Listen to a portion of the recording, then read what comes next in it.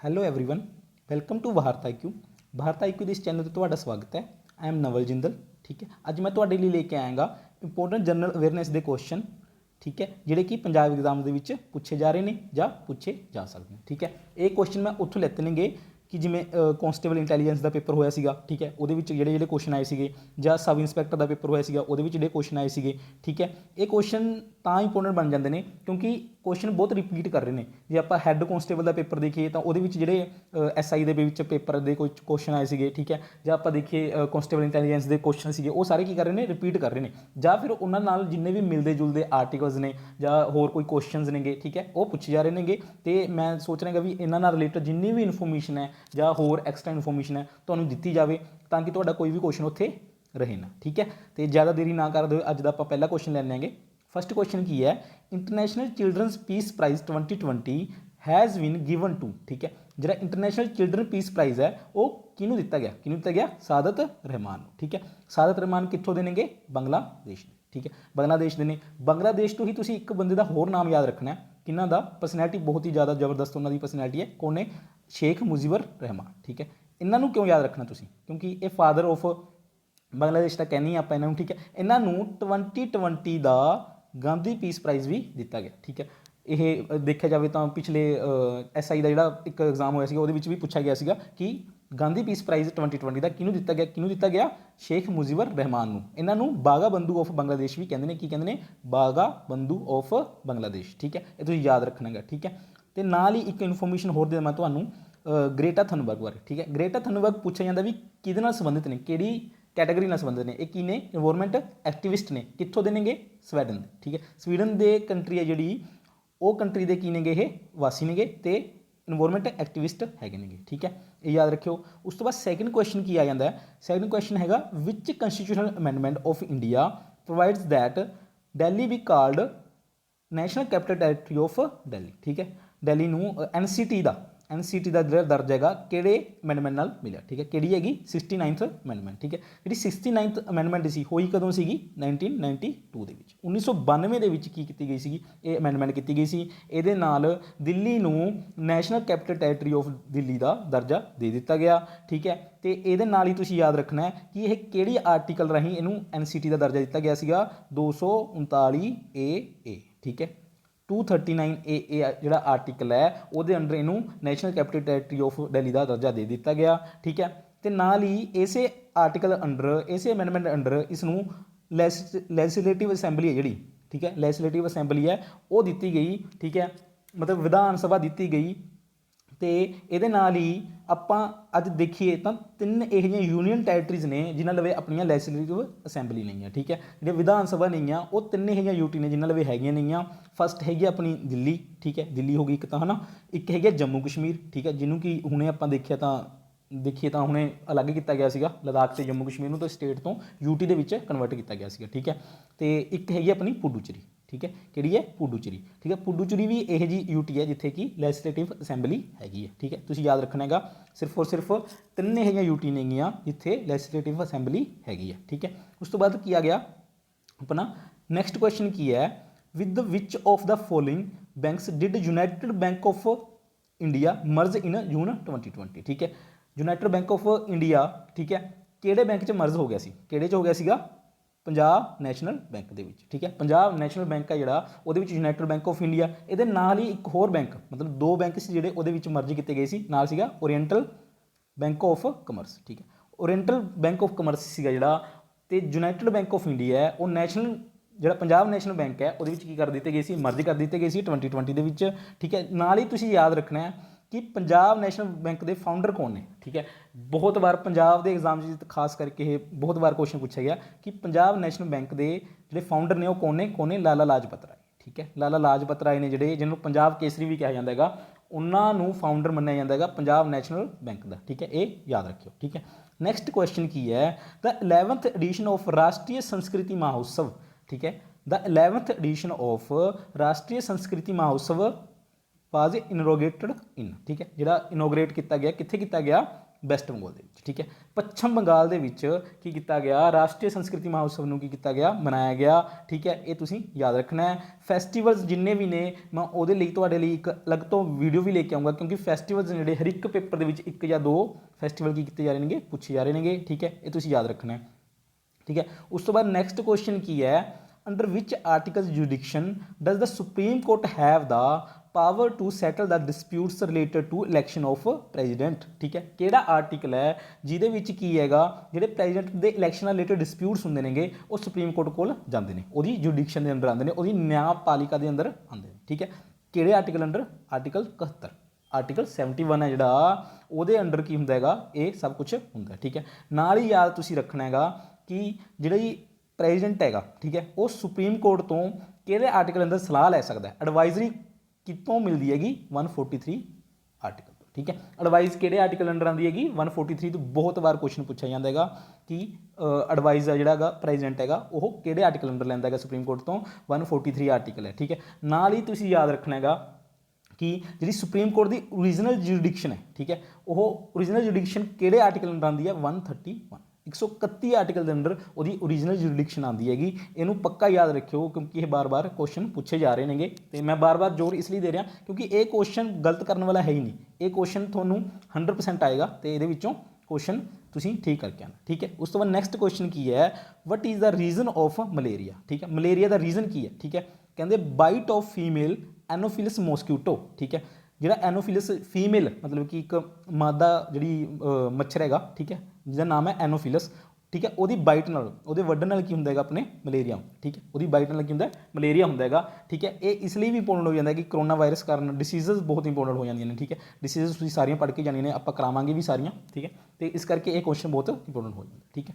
Next question ਕੀ ਹੈ, which committee suggested the panchayat raj finance corporation to be set up, ਠੀਕ ਹੈ। ਜਿਹੜੀ ਪੰਚਾਇਤ ਰਾਜ ਦੀ ਫਾਈਨਾਂਸ ਕਾਰਪੋਰੇਸ਼ਨ ਹੈ ਉਹ ਕਿਹੜੀ ਕਮੇਟੀ ਨੇ ਸੁਜੈਸਟ ਕੀਤਾ ਸੀ ਕਿ ਬਣਾਈ ਜਾਵੇ, ਠੀਕ ਹੈ। ਕਿਹੜੀ ਨੇ, ਕੇ ਸ਼ਾਂਤਾਨਾਮ ਕਮੇਟੀ, ਕੇ ਸ਼ਾਂਤਾਨਾਮ ਕਮੇਟੀ ਸੀਗੀ, ਉਹਨੇ ਕਿਹਾ ਸੀਗਾ ਕਿ ਪੰਚਾਇਤੀ ਰਾਜ ਫਾਈਨਾਂਸ ਕਾਰਪੋਰੇਸ਼ਨ ਬਣਾਈਆਂ ਜਾਣ, ਠੀਕ ਹੈ। ਨਾਲ ਹੀ ਤੁਸੀਂ ਯਾਦ ਰੱਖਣਾ ਹੈ ਕਿ ਬਲਵੰਤ ਰਾਏ ਮਹਿਤਾ ਕਮੇਟੀ ਸੀ ਜਿਹੜੀ, ਇਹ ਫਸਟ ਕਮੇਟੀ ਸੀਗੀ ਜਿਹੜੀ ਕਿ ਬਣਾਈ ਗਈ ਸੀਗੀ ਪੰਚਾਇਤੀ ਰਾਜ ਬਣਾਉਣ ਵਾਸਤੇ, ਠੀਕ ਹੈ, ਵੀ ਪੰਚਾਇਤੀ ਰਾਜ ਬਣਾਉਣੇ ਚਾਹੀਦੇ ਨੇਗੇ, ਠੀਕ ਹੈ, ਵੀ ਆਪਣੇ 3 ਟਾਇਰ ਗਵਰਨਮੈਂਟ ਹੋਣੀ ਚਾਹੀਦੀ ਹੈ ਵਗੈਰਾ ਵਗੈਰਾ, ਸਾਰਿਆਂ ਲਈ ਪਹਿਲੀ ਜਿਹੜੀ ਕਮੇਟੀ ਬਣੀ ਸੀ ਉਹ ਬਲਵੰਤ ਰਾਏ ਕਮੇਟੀ ਬਣੀ ਸੀ। ਤੇ ਪੰਚਾਇਤੀ ਰਾਜ ਨੂੰ ਕੰਸਟੀਟਿਊਸ਼ਨਲ ਸਟੇਟਸ ਮਿਲਣਾ ਚਾਹੀਦਾ ਹੈ, ਮੀਨਸ ਉਹਨੂੰ ਸੰਵਿਧਾਨ ਦੇ ਵਿੱਚ ਰੱਖਿਆ ਜਾਣਾ ਚਾਹੀਦਾ ਹੈ, ਉਹ ਪਹਿਲੀ ਵਾਰ ਕਿਹੜੀ ਕਮੇਟੀ ਨੇ ਕਿਹਾ ਸੀਗਾ, ਅਸ਼ੋਕ ਮਹਿਤਾ ਕਮੇਟੀ ਨੇ, ਠੀਕ ਹੈ। ਅਸ਼ੋਕ ਮਹਿਤਾ ਕਮੇਟੀ ਨੇ ਕਿਹਾ ਸੀਗਾ ਵੀ ਇਹਨੂੰ ਕੰਸਟੀਟਿਊਸ਼ਨ ਸਟੇਟਸ ਦੇ ਦਿਓ, ਠੀਕ ਹੈ। ਆਪਾਂ ਨੂੰ ਪਤਾ ਹੈ ਵੀ ਜਾ ਕੇ, ਠੀਕ ਹੈ, 1994 ਦੇ ਵਿੱਚ, 1994 ਦੇ ਵਿੱਚ ਪੰਚਾਇਤੀ ਰਾਜ ਤੇ ਮਿਊਨਿਸਪਲ ਕਾਰਪੋਰੇਸ਼ਨ ਨੂੰ ਕੰਸਟੀਟਿਊਸ਼ਨਲ ਸਟੇਟਸ ਮਿਲ ਵੀ ਗਿਆ, ਸੰਵਿਧਾਨਕ ਸਟੇਟਸ ਮਿਲ ਵੀ ਗਿਆ। ਕਿਹੜੇ ਅਮੈਂਡਮੈਂਟ ਹੋਈਆਂ ਸੀਗੀਆਂ, 73rd ਤੇ 74th, ਤੁਸੀਂ ਯਾਦ ਰੱਖਣੀਆਂ ਨੇ, ਬਹੁਤ ਜ਼ਿਆਦਾ ਇੰਪੋਰਟੈਂਟ ਨੇ, ਬਾਰ-ਬਾਰ ਪੇਪਰਾਂ 'ਚ ਪੁੱਛੀਆਂ ਜਾ ਰਹੀਆਂ ਨੇ ਕਿ 73rd ਤੇ 74th ਅਮੈਂਡਮੈਂਟ ਕਿਹਦੇ ਨਾਲ ਰਿਲੇਟਡ ਨੇ, ਪੰਚਾਇਤੀ ਰਾਜ ਤੇ ਮਿਊਨਿਸਪੈਲਿਟੀ ਨਾਲ ਰਿਲੇਟਡ ਨੇ, ਠੀਕ ਹੈ। ਇਹ ਤੁਸੀਂ ਯਾਦ ਰੱਖਣੀਆਂ ਨੇ। ਨਾਲ ਇਹ ਤੁਸੀਂ ਯਾਦ ਰੱਖਣਾ ਆਰਟੀਕਲ, ਕਿਹੜਾ ਆਰਟੀਕਲ ਹੈ ਪੰਚਾਇਤੀ ਰਾਜ ਦਾ, 243 ਤੋਂ 243 ਓ, ਪੰਚਾਇਤੀ ਰਾਜ ਦਾ ਕਿਹੜਾ ਹੈਗਾ, 243 ਤੋਂ 243 ਓ, ਠੀਕ ਹੈ। ਇਹ ਤੁਸੀਂ ਯਾਦ ਰੱਖਣਾ, ਠੀਕ ਹੈ। ਆਪਣਾ ਨੈਕਸਟ ਕੁਐਸਚਨ ਕੀ ਹੈਗਾ, ਨੈਕਸਟ ਕੁਐਸਚਨ ਹੈਗਾ ਆਪਣਾ, the constitutional assembly was set according to the proposals of, ਠੀਕ ਹੈ। ਜਿਹੜੀ ਕੰਸਟੀਟਿਊਸ਼ਨਲ ਅਸੈਂਬਲੀ ਹੈ ਉਹ ਕਿਹੜੇ ਪ੍ਰਪੋਜ਼ਲ ਨਾਲ, ਕਿਹਦੀ ਕਮੇਟੀ ਸੀਗੀ, ਜਿਹੜਾ ਕਿਹੜਾ ਪਲਾਨ ਸੀ ਜਾਂ ਕਿਹੜਾ ਮਿਸ਼ਨ ਸੀਗਾ ਜਿਹਦੇ ਨਾਲ ਉਹ ਪ੍ਰਪੋਜ਼ ਕੀਤੀ ਗਈ ਤੇ ਬਣਾਈ ਗਈ, ਠੀਕ ਹੈ। ਕੰਸਟੀਟਿਊਸ਼ਨਲ ਅਸੈਂਬਲੀ ਕਿਹੜੀ ਨਾਲ ਬਣਾਈ ਗਈ, ਕੈਬਨਿਟ ਮਿਸ਼ਨ, ਠੀਕ ਹੈ। ਜਿਹੜਾ ਕੈਬਨਿਟ ਮਿਸ਼ਨ ਆਇਆ ਸੀਗਾ, ਕਦੋਂ ਆਇਆ ਸੀਗਾ, 1946 ਦੇ ਵਿੱਚ, 1946 ਦੇ ਵਿੱਚ ਇਹ ਮਿਸ਼ਨ ਆਇਆ ਸੀਗਾ, ਜਿਹਨੇ ਕਿਹਾ ਕਿ ਕੰਸਟੀਟਿਊਸ਼ਨਲ ਅਸੈਂਬਲੀ ਜਿਹੜੀ ਹੈ ਕਿ ਆਪਣੀ ਬਣਨੀ ਚਾਹੀਦੀ ਹੈ, ਠੀਕ ਹੈ। ਜਿਹੜੀ ਅੱਗੇ ਜਾ ਕੇ ਆਪਣਾ ਡਰਾਫਟਿੰਗ ਕਮੇਟੀ ਵੀ ਉਸੇ ਚੋਂ ਬਣਦੀ ਆ, ਹੈ ਨਾ, ਅੱਗੇ ਜਾ ਕੇ ਕੰਸਟੀਟਿਊਸ਼ਨ ਬਣਦਾ ਹੈ, ਅੱਗੇ ਜਾ ਕੇ ਫਿਰ ਉਹ ਐਟ ਏ ਟਾਈਮ ਪਾਰਲੀਮੈਂਟ ਦਾ ਕੰਮ ਵੀ ਕਰਦੀ ਆ, ਉਹ ਸਾਰੀ ਕਿਹਦੀ ਰეკਮੈਂਡੇਸ਼ਨ ਸੀਗੀ, ਕਿਹਦਾ ਪ੍ਰਪੋਜ਼ਲ ਸੀਗਾ, ਕਿਹਦਾ, ਕੈਬਨਿਟ ਮਿਸ਼ਨ ਦਾ। ਇਹ ਤੁਸੀਂ ਯਾਦ ਰੱਖਣਾ, ਠੀਕ ਹੈ। ਨੈਕਸਟ ਕੁਐਸਚਨ ਕੀ ਆ ਗਿਆ, ਦ present attorney general of India ਕਿਹੜਾ ਹੈਗਾ, ਠੀਕ ਹੈ। ਜੇ ਆਪਾਂ ਅਗਸਤ 2021 ਦੀ ਗੱਲ ਕਰੀਏ, ਦੇਖੋ ਤੁਸੀਂ ਕਰੰਟ ਅਫੇਅਰਸ ਦੇ ਕੁਐਸਚਨ ਨਾ 2000 ਅਗਸਤ ਤੇ ਜੂਨ ਆਪਣੇ ਜੁਲਾਈ ਦੇ ਨੇ ਉਹ ਆ ਰਹੇ ਨੇਗੇ, ਤੇ ਮੈਂ ਦੇਖਦਾ ਵੀ 1-2 ਦਿਨਾਂ ਤੱਕ ਤੁਹਾਡੇ ਲਈ ਜੁਲਾਈ ਤੇ ਅਗਸਤ ਦੀਆਂ ਜਿਹੜੇ ਕਰੰਟ ਅਫੇਅਰਸ ਦੀਆਂ ਵੀਡੀਓਜ਼ ਨੇ ਲੈ ਕੇ ਆਵਾਂ, ਠੀਕ ਹੈ। ਦ ਪ੍ਰੈਜ਼ੈਂਟ ਅਟੋਰਨੀ ਜਨਰਲ ਕਿਹੜੇ ਨੇ, ਕੇ ਵੇਣੂਗੋਪਾਲ, ਠੀਕ ਹੈ। ਕੇ ਵੇਣੂਗੋਪਾਲ ਕਿਹੜੇ ਨੇਗੇ, ਆਪਣੇ ਅਟੋਰਨੀ ਜਨਰਲ ਆਫ ਇੰਡੀਆ ਨੇਗੇ, ਠੀਕ ਹੈ। ਨਾਲ ਹੀ ਯਾਦ ਤੁਸੀਂ ਰੱਖਣਾ ਹੈਗਾ ਕਿ ਕਿਹੜੇ article under attorney general of India ਆਉਂਦੇ ਨੇਗੇ, ਕਿਹੜੇ, 76 ਆਰਟੀਕਲ ਹੈ ਜਿਹੜਾ ਉਹਦੇ ਅੰਡਰ ਕਿਹੜੇ ਆਉਂਦੇ ਨੇਗੇ, ਅਟੋਰਨੀ ਜਨਰਲ ਆਫ ਇੰਡੀਆ ਆਉਂਦੇ ਨੇਗੇ, ਠੀਕ ਹੈ। 3 ਆਰਟੀਕਲ ਬਹੁਤ ਹੀ ਜ਼ਿਆਦਾ ਜਿਹੜੇ ਬਾਰ-ਬਾਰ ਪੇਪਰਾਂ 'ਚ ਪੁੱਛੇ ਜਾਂਦੇ ਨੇ, ਉਹ ਤੁਹਾਨੂੰ ਮੈਂ ਟ੍ਰਿਕ ਨਾਲ ਦੱਸ ਦਿੰਦਾ ਹੈਗਾ, ਕਿਹੜੇ 79, 80 ਤੇ, ਠੀਕ ਹੈ, 81, ਠੀਕ ਹੈ। ਜਿਹੜੇ 3 ਆਰਟੀਕਲ ਨੇ ਤੁਸੀਂ ਯਾਦ ਰੱਖਣਾ, ਸਰਲਾ, की आ गया सरला। ठीक है, सरला तो किमें याद रखोगे कि 79 आर्टिकल अंडर की आती है संसद, अपनी पार्लीमेंट है जी 79 आर्टिकल अंडर आती है। राज्य सभा है जी अपनी 80 आर्टिकल के अंडर आती है। जी एल तो लोक सभा अपनी वो कितनी आती है 81 तो। सरला सरला तो याद रखना है संसद, राज्य सभा तो लोक सभा, ये तिने आर्टिकल बहुत ज़्यादा इंपोर्टेंट ने, बार बार पेपर च पूछे जाते हैं। ठीक है, ये तुसीं याद रखने। नाल ही 76 तुहानूं जिहड़ा पहले दस के गया के वेणुगोपाल जिहड़े कि अपने अटोरनी जनरल ऑफ इंडिया ने वो 76 आर्टिकल अंडर आते हैं। ठीक है, उस तो बाद नैक्सट क्वेश्चन की है who appoints the speaker of legislative assembly. ठीक है, जी लैजिस्लेटिव असैंबली है जी विधान सभा है वो स्पीकर को कौन अपॉइंट करता है। ठीक है, उन्होंने अपॉइंट कोई नहीं करता, जो मैंबरस ऑफ असैंबली ने गे, ठीक है, जो अपने MLA चुन के जाते हैं, ठीक है, अपनी विधान सभा के MLA जाते हैं, ठीक है, वो की करते हैं उत्थे वोटा पाते हैं, वोटा पा के मैंबर ऑफ असैंबली ने जोड़े वो की करते हैं चूज करते हैं, किनू चूज करते हैं स्पीकर ऑफ लैजिस्लेटिव असैंबली। ठीक है, एक क्वेश्चन बहुत बार पूछा जाता है कि जोड़ा मतलब कि जो अपनी असैंबली बनती है, ठीक है, उदों तो कोई लोक सभा का स्पीकर नहीं होंदा, उदों तो हले तो उन्होंने ओथ कौन चकवांदा, उन्होंने सौं कौन चकवांदा, तो कौन चकवांदा प्रो टर्म स्पीकर। ठीक है, एक प्रो टर्म स्पीकर है जोड़ा कि जोड़ा मतलब कि सब तो ज़्यादा उम्र च वड्डा होंदा जां वरिष्ठ नेता होंदा है, उन्होंने की कहते हैं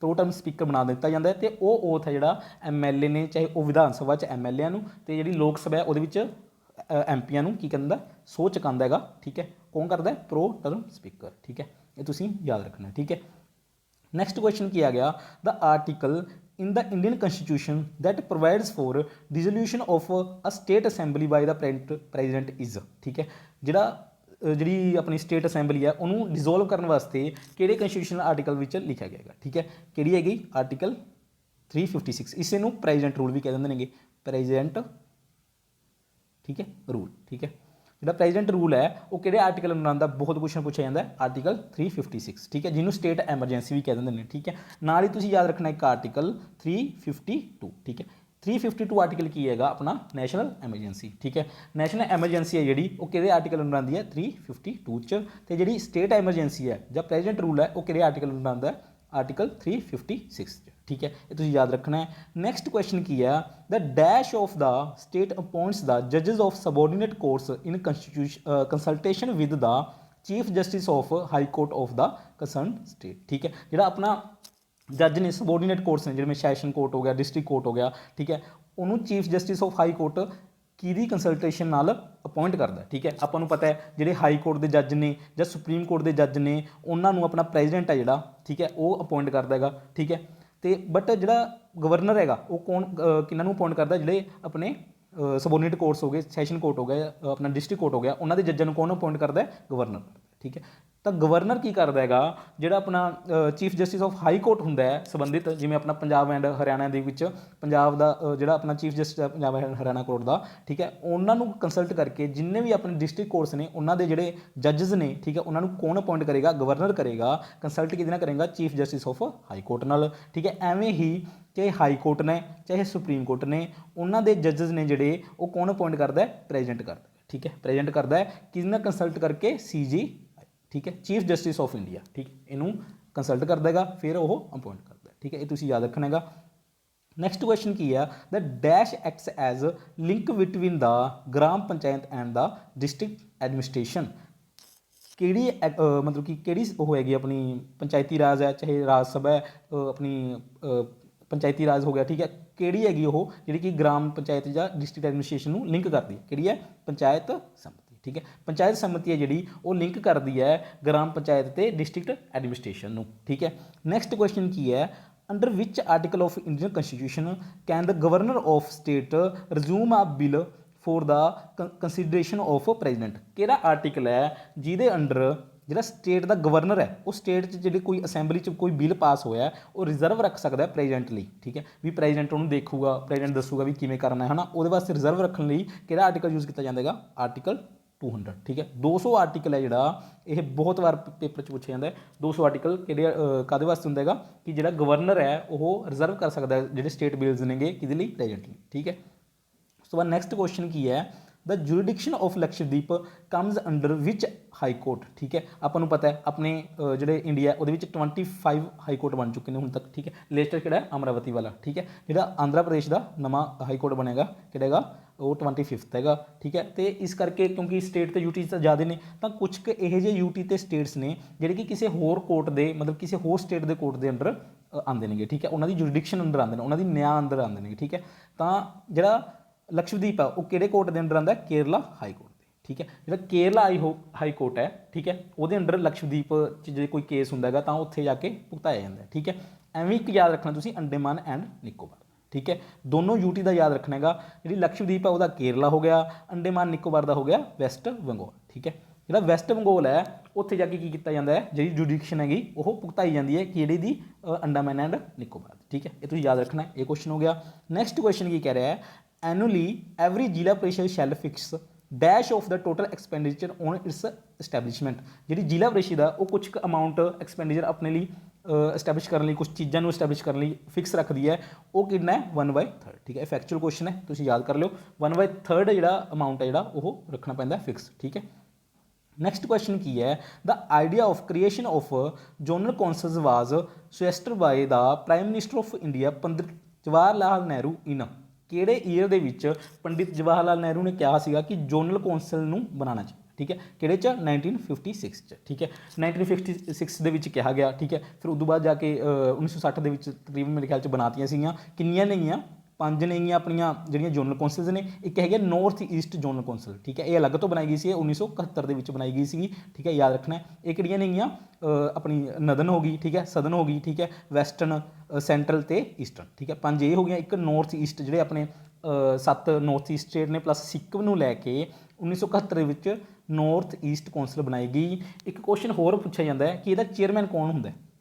ਜਿਹੜੀ ਜ਼ੋਨਲ ਕੌਂਸਲ ਹੈ ਇਹਦਾ ਚੇਅਰਮੈਨ ਕੌਣ ਹੁੰਦਾ ਹੈਗਾ ਹੋਮ ਮਿਨਿਸਟਰ। ਠੀਕ ਹੈ, ਜਿਹੜਾ ਹੋਮ ਮਿਨਿਸਟਰ ਆਪਣਾ ਉਹ ਕੀ ਹੋਏਗਾ ਚੇਅਰਮੈਨ ਹੋਏਗਾ ਜ਼ੋਨਲ ਕੌਂਸਲ ਦਾ। ਠੀਕ ਹੈ, ਉਸ ਤੋਂ ਬਾਅਦ ਨੈਕਸਟ ਕੁਐਸਚਨ ਕੀ ਆ ਗਿਆ which of the following schedules contains the provision in relation to the allocation seats for states and union territories in Rajya Sabha. Rajya Sabha ਦੇ ਵਿੱਚ ਜਿੰਨੀਆਂ ਸੀਟਸ ਮਿਲਣੀਆਂ ਠੀਕ ਹੈ ਉਹ ਕਿਹਦੇ ਵਿੱਚ ਦਰਸਾਈਆਂ ਗਈਆਂ ਨੇਗੀਆਂ 4th ਸ਼ਡਿਊਲ 'ਚ। ਠੀਕ ਹੈ, ਆਪਾਂ ਨੂੰ ਪਤਾ ਆਪਣੇ ਕਿੰਨੇ ਸ਼ਡਿਊਲ ਨੇ ਟੋਟਲ 12 ਸ਼ਡਿਊਲ ਨੇ। ਉਹਦੇ ਵਿੱਚ ਜਿਹੜਾ ਚੌਥਾ ਸ਼ਡਿਊਲ ਹੈ ਉਹਦੇ ਵਿੱਚ ਦੱਸਿਆ ਗਿਆ ਹੈ ਕਿ ਕਿਹੜੀ ਸਟੇਟ ਦੀਆਂ ਕਿੰਨੀਆਂ ਸੀਟਾਂ ਨੇ ਰਾਜ ਸਭਾ 'ਚ, ਕਿਹੜੀ ਯੂਟੀ ਦੀਆਂ ਕਿੰਨੀਆਂ ਸੀਟਾਂ ਨੇ ਰਾਜ ਸਭਾ 'ਚ। ਠੀਕ ਹੈ, ਯਾਦ ਰੱਖਣਾ ਹੈ ਕਿ ਬਹੁਤ ਵਾਰ ਕੁਐਸਚਨ ਪੁੱਛਿਆ ਗਿਆ ਕਿ ਆਪਣੇ ਪੰਜਾਬ ਦੀਆਂ ਕਿੰਨੀਆਂ ਸੀਟਾਂ ਨੇ 7। ਠੀਕ ਹੈ, 7 ਸੀਟਾਂ ਜਿਹੜੀਆਂ ਰਾਜ ਸਭਾ ਦੇ ਵਿੱਚ ਹੈਗੀਆਂ ਨੇਗੀਆਂ। 4th ਸ਼ਡਿਊਲ ਤੁਸੀਂ ਯਾਦ ਰੱਖਣਾ ਹੈ। ਨਾਲ ਹੀ ਦੱਸਣਾ ਤੁਹਾਨੂੰ ਫਸਟ ਜਿਹੜੀ ਆਪਣੀ ਸ਼ਡਿਊਲ ਹੈ ਉਹਦੇ ਵਿੱਚ ਤਾਂ ਦੱਸਿਆ ਗਿਆ ਕਿ ਇੰਡੀਆ ਦੀਆਂ ਕਿਹੜੀ ਟੈਰੀਟਰੀਜ਼ ਨੇਗੀਆਂ। ਠੀਕ ਹੈ, ਇੰਡੀਆ ਦਾ ਨਾਮ ਆ ਗਿਆ, ਟੈਰੀਟਰੀਜ਼ ਆ ਗਈਆਂ, ਉਹ ਸਾਰੀਆਂ ਕਿਹ 'ਚ ਦਿੱਤੀਆਂ ਗਈਆਂ ਨੇਗੀਆਂ ਫਸਟ ਸ਼ਡਿਊਲ 'ਚ। ਸੈਕਿੰਡ ਸ਼ਡਿਊਲ ਦੇ ਵਿੱਚ ਜਿੰਨੀਆਂ ਆਪਣੀਆਂ ਸੈਲਰੀਜ਼ ਨੇਗੀਆਂ ਮਤਲਬ ਕਿ ਮੇਨ ਬੋਡੀਜ਼ ਦੀਆਂ। ਠੀਕ ਹੈ, ਆਪਣੀ ਪ੍ਰੈਜ਼ੀਡੈਂਟ ਦੀ ਕਿੰਨੀ ਸੈਲਰੀ ਹੈ ਉਹ ਸਾਰਾ। ਠੀਕ ਹੈ, ਤੇ ਅਲਾਊਂਸਸ ਕਿਹੜੇ ਮਿਲਣਗੇ ਉਹ ਸਾਰੇ ਕਿਹਦੇ ਵਿੱਚ ਆ ਗਿਆ ਸੈਕਿੰਡ ਸ਼ਡਿਊਲ ਦੇ ਵਿੱਚ।